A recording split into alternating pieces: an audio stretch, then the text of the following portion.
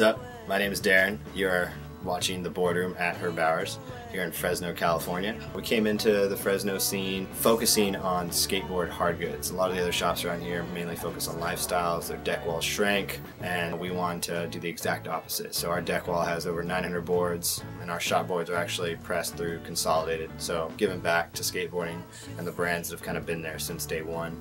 We make sure to put on an event usually every other month, whether it's a stop on the Death Wish tour or it's a competition in the parking lot or a local skate park. We basically want to just keep something going within the community and more kids into skateboarding and show how rad it is.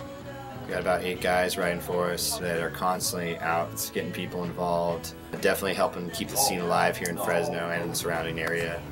And it's not like we just are throwing a kid a deck here and there and saying, hey, go rep our shop. You know, we take the kids that are serious and, you know, try to get them hooked up to get going on the larger level.